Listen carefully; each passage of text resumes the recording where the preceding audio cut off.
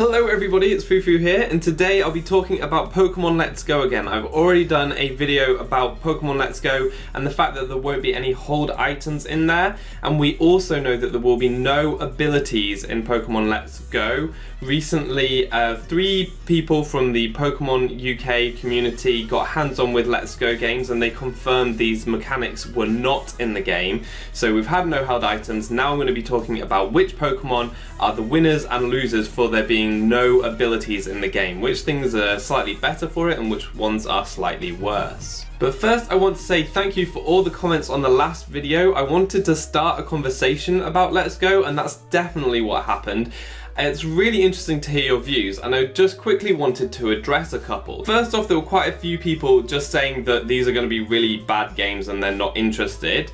And that's fair enough. To be fair, we don't actually know what the full games are going to be like yet, and there may be aspects that we just haven't seen. We don't really know much about the PvP battling system at all, so it will be interesting to see the full product there.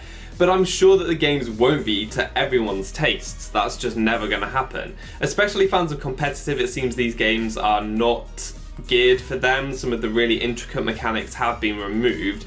So it's a fair opinion to have that you might not like the game, and there are people in the community saying stop whinging. I don't think that's fair to say. Everyone's entitled to an opinion. If you're not going to like it, that's fine, but at the same time you don't need to shove negativity in everyone's face. I mean, some people are really excited for the game and you can't stop them from being excited about a game that you don't like. It goes both ways. The second thing is that people are saying that my last video was irrelevant because there will be no competitive battles at all from Pokemon Let's Go, and I completely disagree with that. There will definitely be able to be competitive battles, even if they're just between friends.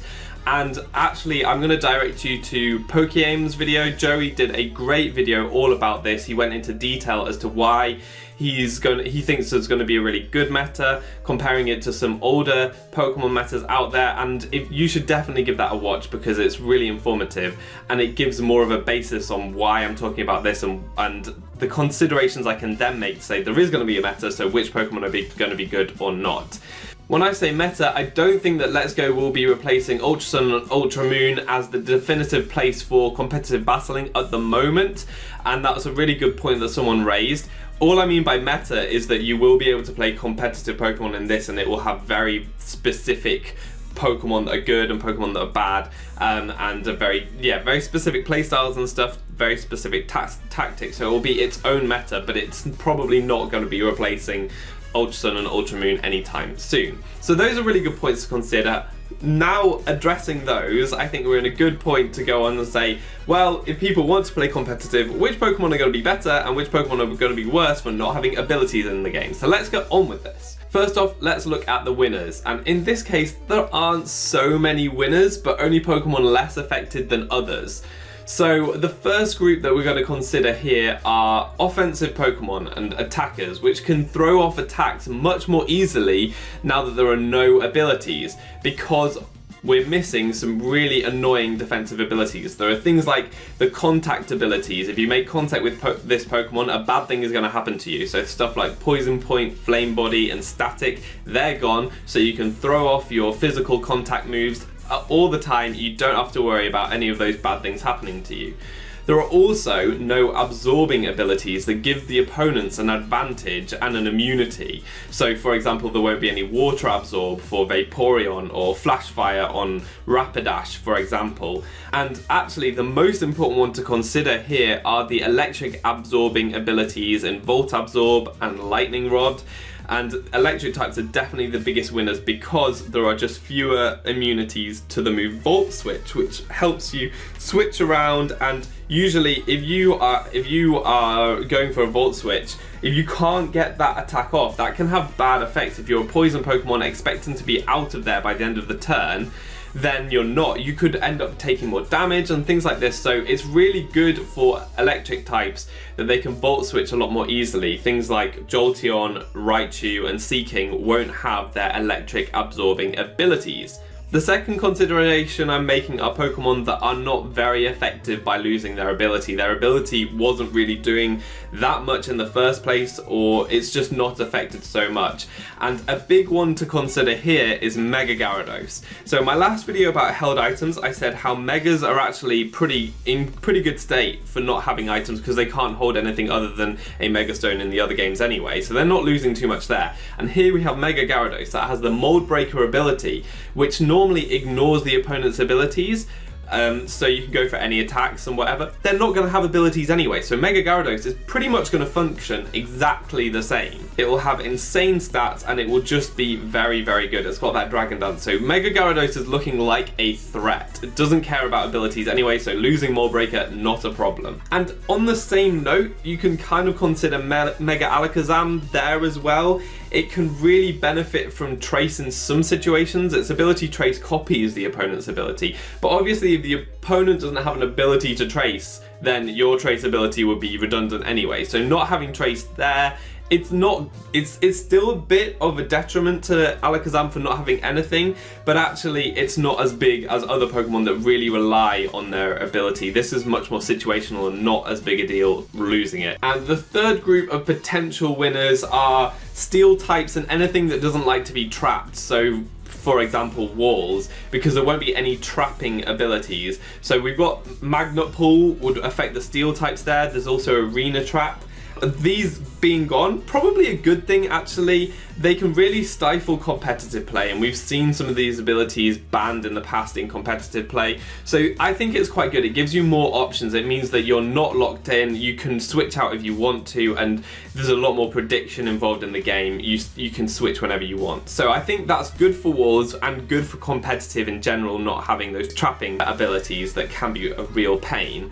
Mega Gengar obviously has Shadow Tag, so that's a big thing for Mega Gengar, but actually losing the Shadow Tag, though it's such a good ability, it actually might be too good for Mega Gengar, and it has in the past been banned because of that ability. So this could be a blessing in disguise for Mega Gengar. It means that it won't be banned, and it will just be a very powerful Pokemon to use, so that's quite cool. But that's about it for my considerations as winners, and we're going to move on to the losers now, which is pretty much everything else. Pretty much everything is slightly worse for not having an ability. And there are some specific examples which are really badly affected, which I'll go through now, but this is by no means an exhaustive list. First off, almost all other Megas than the ones I've just mentioned are going to be worse off. Pidgeot will miss its Hurricanes, Beedrill will be much weaker without adaptability, Venusaur won't have that nice fire and ice neutrality that it gains from thick fat, so now it will still be weak to those two types, and no parental bond Kangaskhan, which is kind of crazy because that's such a big part of its design. So it will be weaker and it won't have like this secondary chance of getting second effects. And that's all not good for Kangaskhan and not good for pretty much any. There are loads more examples of the Megas that I haven't talked about there. But most of all, Mega Pinsir without Aerolate is crazy because it doesn't learn any flying attacks normally, so it literally won't have any stab flying moves. When you Mega Evolve, you gain the flying typing, and really all that's going to do for Mega Pinsir is give it more weaknesses. Obviously it gets a stat buff, which is really great, but not having an ability is such a crippling aspect for Mega Pinsir. Flying attacks are so nice to spam. In fact, most Mega Pinsir sets don't even run bug coverage because they just run their flying stab moves. So this is huge for Mega Pinsir. I'll be really interested as to how they implement this, because I would imagine that they will give it some kind of a flying type move. Otherwise it becomes so redundant. So Megas really are the biggest winner here for abilities, and that goes to balance what I said in the last video about how they're not losing too much losing their items. They are losing a lot by losing their abilities. The second group I want to mention, and this is one that I'm pretty sad about, is that Weather is not going to be a playstyle.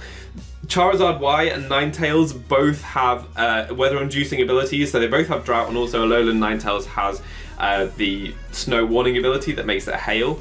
So you don't get the weather setting very easily, you have to manually set it. But more important than that, you don't have abilities like Swift Swim, Chlorophyll and Slush Rush, meaning that there's nothing to abuse the weather particularly well either. So that means that weather teams generally probably won't exist, which is really sad, as that's like a whole playstyle that's just pooped on. It's so sad.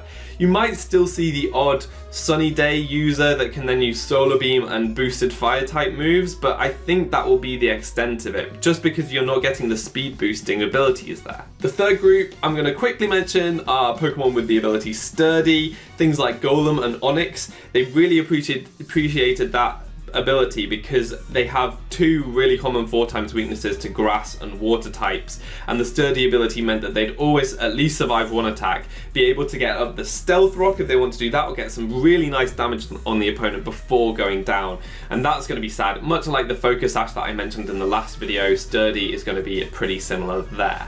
Fourth group I'm going to mention, these are specific offensive Pokemon that lose power. So Venomoth and Butterfree will miss their Tinted Lens ability. It meant that Bug Buzz was very spammable and very powerful. But at least they still have Quiver Dance, which means that they're very, very scary threats that can set up. One family that will be very sad though are the Nido family, so that's Nidoqueen and Nidoking. They don't have their Sheer Force ability. They've got vast coverage that's all boosted by Sheer Force, and without that Sheer Force boost it actually is still really weak. So these probably won't be special attackers very much anymore. They'll probably be physical attackers because their Earthquakes are still quite powerful, but that's all really. So yeah, they will really miss out on that Sheer Force ability. The fifth mention I'm going to make here is for Dragonite. It doesn't have the multi-scale ability, which is really nice for it to be able to set up. It can tank ice type hits, which it's 4x weak to, so that's crazy. It gives it a great advantage as a setup mon with the Dragon Dance, so without that you have to be much more careful. And the last one that I'm specifically going to mention is Clefable, which I think is probably the second saddest story here aside from Mega Pinsir. It has two amazing abilities in Magic Guard and Unaware, envy of all defensive Pokemon probably, and both will sorely be missed. I think especially Unaware, considering that there won't be choice items to break through walls easily. The best way to break through walls in Let's Go I think will be setting up, and Unaware as an ability ignores stat boosts, so they won't even be able to set up on you. So Clefable will be such an invaluable wall in such a meta, but it won't have that ability, so that won't be the case. I think it will still be very valuable because it's a great defensive Pokemon due to its typing, move pool, and stats, and it gets that recovery, so it's so good. But unfortunately, you can't play the powerful role that it's used to by ignoring the opponent's stat boost or by being a Magic Guard setup sweeper. So yeah, Clefable I think is hit really hard just because it's got two amazing abilities usually. As I said, this is by no means an exhaustive list, so please let me know in the comments section if you think I've missed any important abilities that will be missing from Let's Go, as well as letting me know how you think having no abilities at all will affect competitive battling. I've really enjoyed the conversation that's been started so far, and I'm looking forward to having more conversation with you, and I do have some more ideas for Let's Go videos in the future. There are some more aspects to the mechanics and things that are unfolding, so keep your eye out for that. But that's going to be all for today. Thank you so much for watching. I've been foofootoo, you've been awesome, and hopefully see you next time. Goodbye.